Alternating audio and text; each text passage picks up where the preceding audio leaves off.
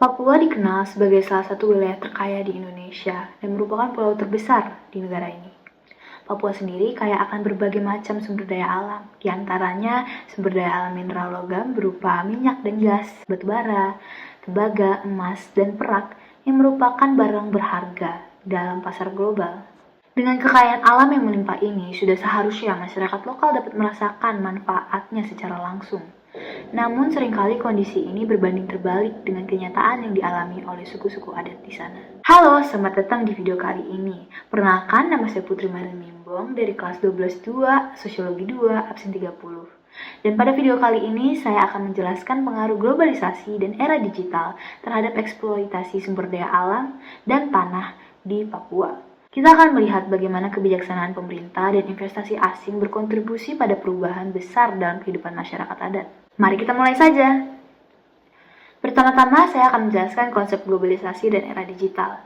Globalisasi adalah proses integrasi antara negara-negara di dunia yang dipicu oleh pertumbuhan ekonomi, teknologi, dan komunikasi yang berkembang seiring dengan zaman.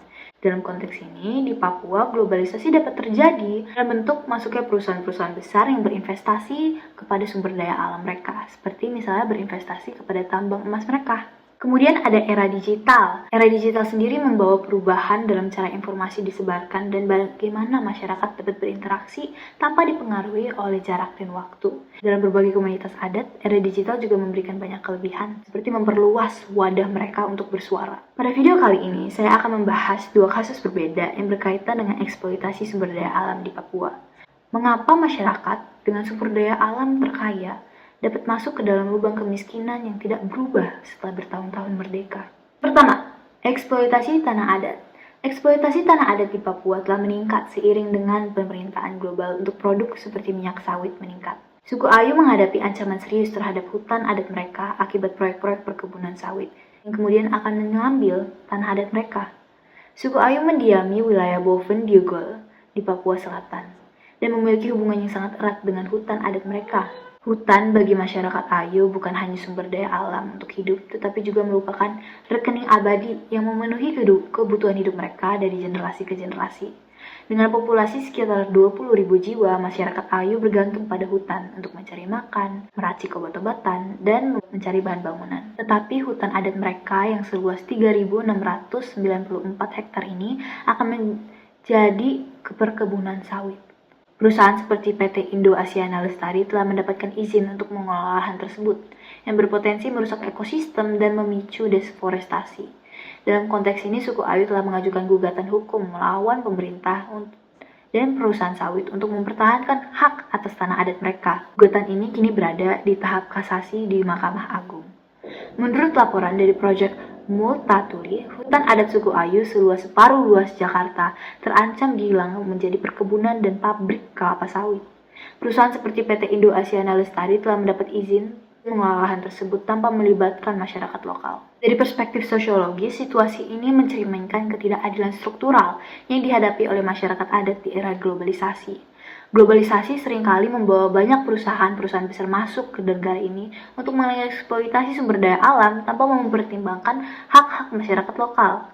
Masyarakat Ayu berjuang untuk mempertahankan tanah mereka dari ancaman korporasi yang didukung oleh kebijakan pemerintah yang seringkali tidak berpihak kepada kepentingan masyarakat adat. Dan digital juga memberikan dampak yang signifikan terhadap perjuangan suku Ayu. Dengan adanya teknologi, komunikasi, dan informasi, masyarakat dapat lebih mudah mengorganisir dan menyuarakan aspirasi mereka melalui media sosial, seperti contohnya kampanye All Eyes on Papua yang belakangan ini merajalela di internet. Hal tersebut menarik perhatian publik terhadap perjuangan mereka untuk melindungi hutan adat. Melalui platform digital, informasi tentang kondisi di Papua dapat disebarluaskan dengan cepat, meningkatkan kesadaran dan dukungan dari luar. 2. Kasus Freeport. Sudah tidak asing lagi kan? Salah satu contoh lain dari eksploitasi sumber daya alam di Papua adalah kasus Freeport. Perusahaan ini telah beroperasi di Papua selama beberapa dekade dan mengakibatkan dampak lingkungan yang signifikan serta konflik dengan masyarakat lokal. PT Freeport Indonesia merupakan salah satu perusahaan tambang terbesar di dunia yang beroperasi di Papua, khususnya di tambang Grasberg. Freeport memiliki cadangan emas yang sangat besar, menjadikannya sebagai salah satu produsen emas utama di Indonesia. Pada tahun 2021, Freeport diperkirakan memproduksi sekitar 1,2 juta ons emas, yang merupakan bagian dari total produksi mineral yang signifikan di wilayah tersebut. Kepemilikan saham Freeport telah mengalami perubahan signifikan seiring dengan upaya pemerintah Indonesia untuk meningkatkan kontrol atas sumber daya alam mereka sendiri. Saat ini, pemerintah Indonesia melalui PT Inalum menguasai 51,2% saham Freeport. Dari saham tersebut, 10% dialokasikan untuk pemerintah daerah Papua dan masyarakat adat. Meskipun ada alokasi saham untuk masyarakat adat, banyak yang berpendapat bahwa proporsi tersebut masih jauh dari cukup untuk memberikan manfaat yang adil bagi komunitas lokal. Sedangkan 49% sisa dari saham tersebut dimiliki oleh negara asing. Masyarakat seringkali tidak mendapatkan manfaat dari kekayaan alam yang dieksploitasi besar-besaran oleh para perusahaan-perusahaan ini. Sebagai contoh, banyak warga Ayu yang merasa haknya dirampas ketika izin diberikan kepada perusahaan tanpa konsultasi atau persetujuan mereka. Melalui lensa sosiologis, eksploitasi sumber daya alam seperti emas oleh perusahaan besar menunjukkan dinamika kekuasaan antara masyarakat lokal dan entitas korporasi serta pemerintah. Globalisasi telah memungkinkan perusahaan-perusahaan multinasional untuk beroperasi di wilayah yang kaya sumber daya alam seperti Papua. Namun hal ini seringkali dilakukan tanpa melibatkan masyarakat adat dalam pengambilan keputusan yang berdampak pada mereka, tanah mereka, dan kehidupan mereka. Dampak yang dirasakan tidak hanya terasa di masyarakat saja, namun juga kepada lingkungan sekitarnya. Hutan bukan hanya sumber daya ekonomi, tetapi juga bagian dari integral dari identitas budaya masyarakat. Sebagai dinyatakan oleh INVIT, kasus perampasan hutan adat Papua oleh korporasi bisa dikategorikan sebagai ecocide atau ekosida. Ini menunjukkan bahwa tindakan tersebut tidak hanya melanggar hak asasi manusia, tetapi juga berkontribusi pada kerusakan lingkungan yang lebih luas. Jadi bagaimana kita bisa membantunya? Masyarakat Ayu telah melakukan berbagai upaya untuk melindungi tanah adat mereka. Mereka menggugat izin perusahaan ke Mahkamah Agung dan mengorganisir protes mereka untuk menuntut pengakuan hak-hak mereka. Ada pula organisasi-organisasi aktivis seperti Greenpeace yang terlibat dalam advokasi untuk melindungi hutan adat Ayu dari deforestasi akibat perkebunan kelapa sawit. Upaya ini mencerminkan pentingnya solidaritas dalam mempertahankan hak-hak masyarakat di era globalisasi. Sebagai masyarakat, ada beberapa upaya yang dapat kita lakukan. Cara termudah adalah tentunya melalui handphone kita sendiri, kita dapat menyebarkan informasi baik lewat media sosial atau kepada teman-teman kita secara langsung terkait kasus ini. Dengan melakukan langkah-langkah ini, kita tidak hanya membantu suku Ayu, tetapi juga berkontribusi kepada perlindungan lingkungan dan keadilan sosial secara lebih luas.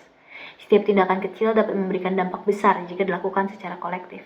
Dalam video ini, kita telah melihat bagaimana globalisasi dan era digital mempengaruhi eksploitasi tanah adat di Papua, khususnya bagi suku Ayu. Penting bagi kita untuk mendukung upaya perlindungan hak-hak masyarakat adat dan menjaga keberlangsungan lingkungan. Sekian dari saya, terima kasih.